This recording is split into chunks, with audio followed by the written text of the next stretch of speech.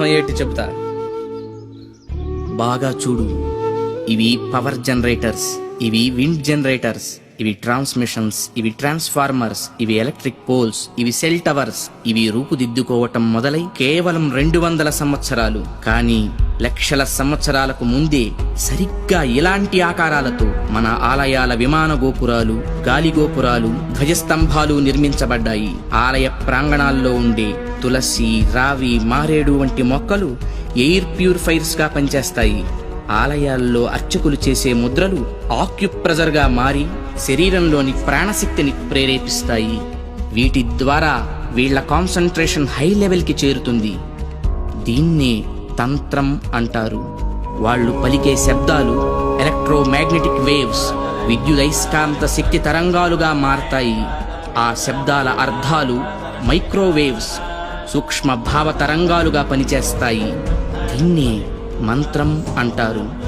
గుళ్ళు కట్టేటప్పుడు బంగారం, వెండి వంటి ఖనిజాలతో పాటు నవరత్నాలను భూమిలో నిక్షిప్తం చేస్తారు. ఇవి ఎర్త్ పిట్స్ గా పనిచేస్తూ శక్తిని ఆలయ ప్రాంగణమంతా వ్యాపింపచేస్తాయి. రాతి విగ్రహాల క్రింద, ధ్వజస్తంభాల క్రింద లోహపు రేకులతో తయారైన యంత్రాలుంచుతారు. గాలి గోపురాలపై, విమాన గోపురాలపై లోహ నిర్మిత కలశాలు అమర్చుతారు. ధ్వజస్తంభాలకు లోహపు తొడుగులు వేస్తారు. ఉత్సవ విగ్రహాలను పంచలోహాలతో తయారు చేస్తారు. లోహం శక్తికి వాహకంగా పనిచేస్తుంది. దీన్నే యంత్రం అంటారు. మంత్ర తంత్రాల ద్వారా ఉత్పత్తి చెందే శక్తికి ఈ యంత్రాలే రిసీవర్స్.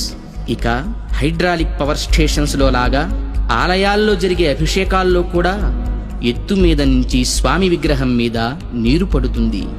దానివల్ల పొటెన్షియల్ ఎనర్జీ కైనటిక్ ఎనర్జీగా మారుతుంది. ఇలా మంత్ర తంత్ర యంత్ర ప్రక్రియలతో విశ్వవ్యాప్తంగా ఉన్న ఇంటర్నల్ ఎనర్జీని రిసీవ్ చేసుకొని అందరికీ అందించే కాస్మిక్ పవర్ స్టేషన్స్ మన ఆలయాలు.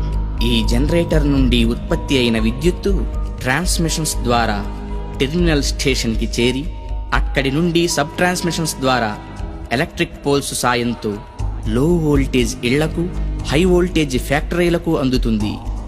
సరిగ్గా ఈ జనరేటర్ లాగే గర్భగుడిలోకి చేరిన శక్తి అంతరాలయమంతా ప్రసరించి పరివార దేవతల ద్వారా విస్తరించి ఎలక్ట్రిక్ పోల్స్ వంటి ధ్వజస్తంభాల సాయంతో సామాన్యుల నుంచి మహాభక్తుల దాకా వాళ్ళ స్థాయికి తగ్గట్టు అందరికీ అందుతుంది. అందుకే గుళ్ళకి వెళ్లే భక్తులు ప్రశాంతతను పొందుతున్నారు, గ్రహణ శక్తిని పెంపొందించుకుంటున్నారు. ఆ శక్తితోనే సమస్యలను పోగొట్టుకోగలుగుతున్నారు. అంటే అర్చకులు ఎలక్ట్రీషియన్సా? యా. అంటే మీరు చదివింది సైన్సా? Common sense. అందుకే గుండె పని చేస్తున్నంత కాలం దేహం బాగుంటుంది, గుడి పని చేస్తున్నంత వరకు దేశం బాగుంటుంది. నవ్య చైతన్య జీవనానికి అంకురార్పణ, భవ్య సౌజన్య భావాల సంతర్పణ.